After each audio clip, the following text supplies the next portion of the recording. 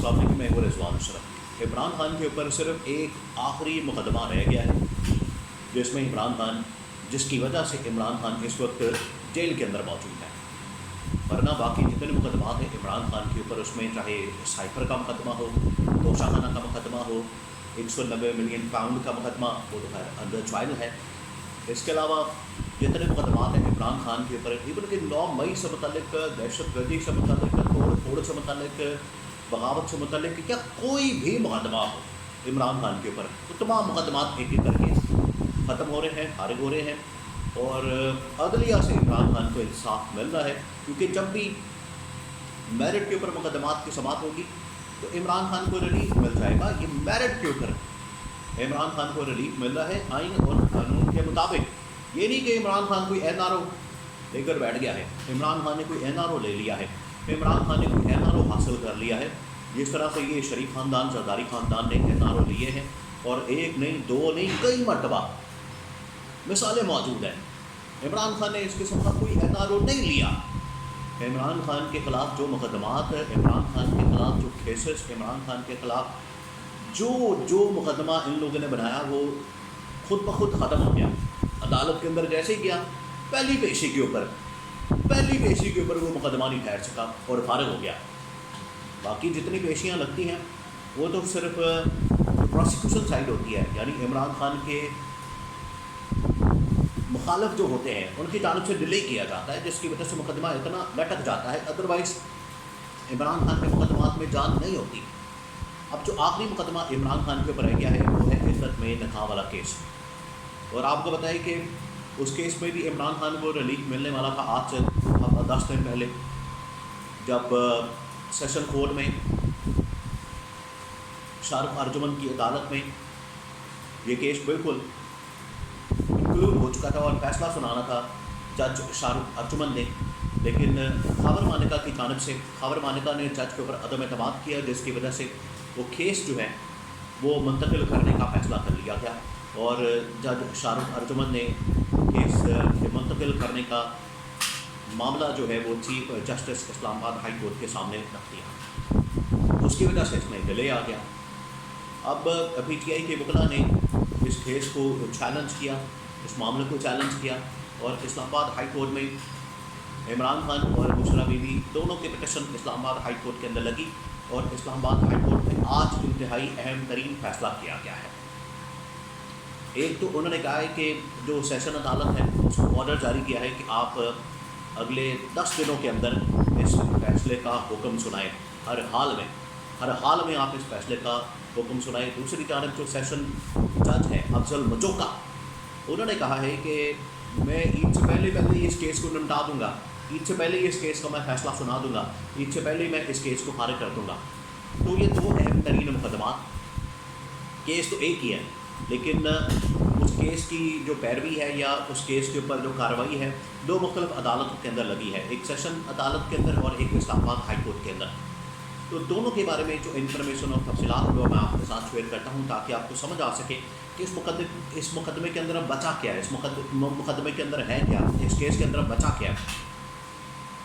ये जैसे मुकदमात इमरान खान पर बनाए जाते हैं, इसी तरह से ये ख़त्म भी हो रहे हैं। और आपको पता है कि जिस तरीके से जब 8 फरवरी 2024 के इंतखाबात इलेक्शन होने थे, तो ठीक उससे हफ्ता पहले इमरान खान के ऊपर 24 घंटे के अंदर 3 मुकदमात में इमरान खान को सज़ा सुना दी गई। 24 घंटे के अंदर 48 घंटे के अंदर, सुबह से लेकर रात तक अदालत बैठती थी और ठक 3 मुकदमात में इमरान खान को, साइफर केस में, तोशाखाना केस में, निकाह वाले केस में धड़ाधड़ सज़ाएँ सुना दी गई इमरान खान को। और अब जब मेरिट के ऊपर इन केसेस की समाअत होती है, मुकदमात की समाअत होती है, तो पहली पेशी के ऊपर ही केस फारिग हो जाता है।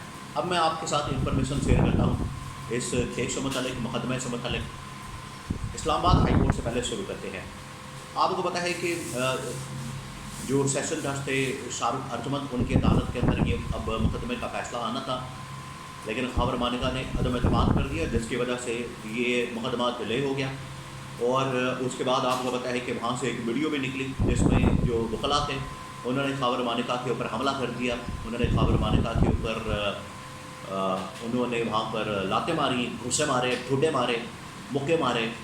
ये خاور مانکا کے اوپر حملہ کر دیا. حملہ نہیں ہونا چاہیے. حملے کی تو کسی صورت میں حملے کو کسی صورت جسٹیفائی نہیں کیا جا سکتا. حملہ اس قسم کا مناسب نہیں. خاور مانکا ایک پلان کے تحت منصوبے کے تحت تو ضرور چل رہا ہے، لیکن اس کا مقابلہ آخرکار آئین اور قانون کے اندر رہتے ہوئے عدلیہ کے اندر ہی کیا جا سکتا ہے، عدالت کے اندر ہی کیا جا سکتا ہے. اور امید بھی رکھنی چاہیے، اعتماد بھی ہونا چاہیے کہ عدالت سے ریلیف ضرور ملے گا اور مل بھی رہا ہے. تو وہاں پر اس دن یہ واقعہ ہوا. اب شاہ رخ ارجمن نے کیا کیا جب خاور مانکا نے ان کے اوپر عدم اعتماد کر دیا؟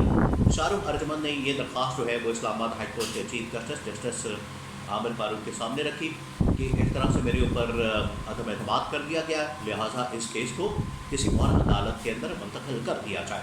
اب عمران خان اور بشرا بی بی کے وکیلوں کی جانب سے دونوں نے درخواست دائر کی اسلام آباد ہائی کورٹ میں، اور جسٹس میاں گل حسن اورنگزیب کی عدالت میں یہ کیس چلا ہے. وہاں پر اس کیس کی سماعت ہوئی، اس پٹیشن کی سماعت ہوئی جو کہ عمران خان اور بشرا بی بی کی جانب سے دائر کی گئی. اس میں یہ کہا گیا، اس میں یہ بات کی گئی، اس میں یہ سچویشن سامنے آئی کہ یہ جان بوجھ کے ڈیلے کیا جا رہا ہے، جان بوجھ کے اس مقدمے کو آگے نہیں بڑھایا جا رہا، جان بوجھ کے ڈیلنگ ٹیکٹکس استعمال کیے جا رہے ہیں.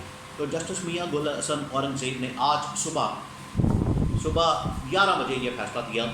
ان کی جانب سے کہا گیا کہ جو سیشن عدالت ہے وہ اس فیصلے کو 10 دنوں کے اندر نمٹائے، کیس کو نمٹائے، فیصلہ جاری کرے، فیصلہ دے.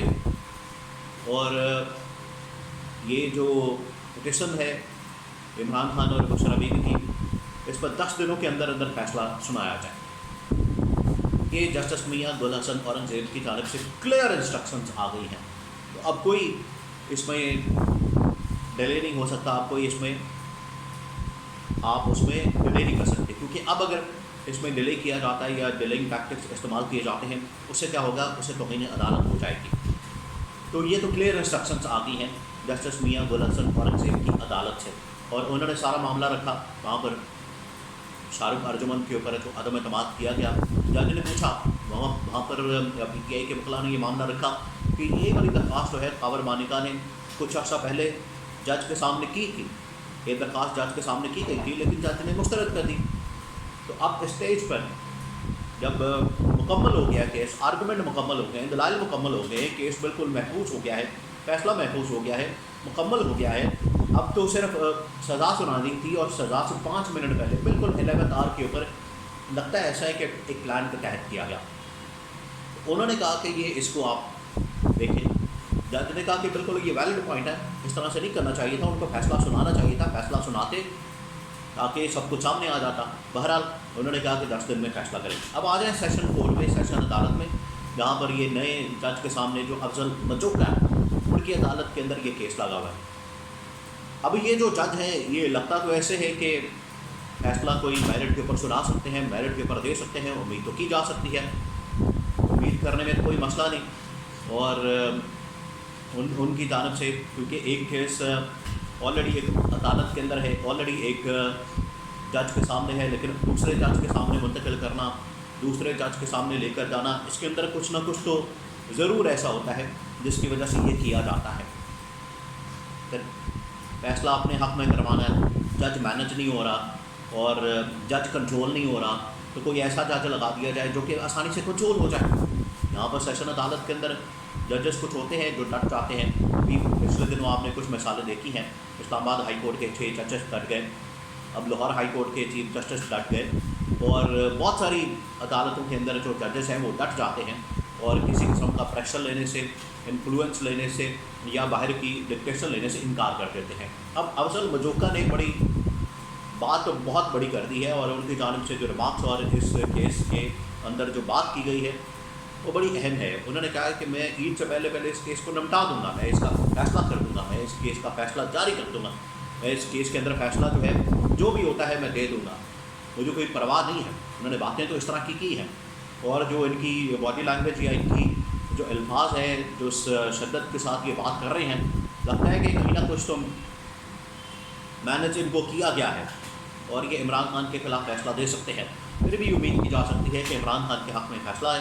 آئین اور قانون کے مطابق، کیونکہ آئین اور قانون کے مطابق جب بھی فیصلہ آئے گا تو یہ نکاح والا کیس، عدت میں نکاح والا کیس جس کے اوپر شرعی قوانین بھی اس طرح سے لاگو نہیں ہوتے اور جو پاکستانی قوانین ہیں وہ بھی لاگو نہیں ہوتے شرعی طور پر، جن میں علماء کرام شامل ہیں، انہوں نے تو واضح طور پر بتا دیا ہے کہ یہ شریعت کے احکام الہی کے کس طرح سے خلاف ایک فیصلہ کیا گیا ہے۔ تو اس سے آپ اندازہ کر سکتے ہیں کہ اس فیصلے کے اندر کیا حقیقت موجود ہے۔ یہ فیصلہ ایک آخری فیصلہ، اور اس میں اگر عمران خان کو بری کیا جاتا ہے، ضمانت ملتی ہے، عمران خان کو رہا کیا جاتا ہے، تو اس میں کوئی شک نہیں کہ عمران خان تمام مقدمات میں کلیئر ہو کے باہر آ جائیں گے۔ لیکن اگر عمران خان کو جیل میں رکھنا مقصد ہوا صرف اس مقصد کے لیے کہ بارگن کی جا سکے، تو پھر بھی عمران خان کو جیل میں ہی رکھا جائے گا۔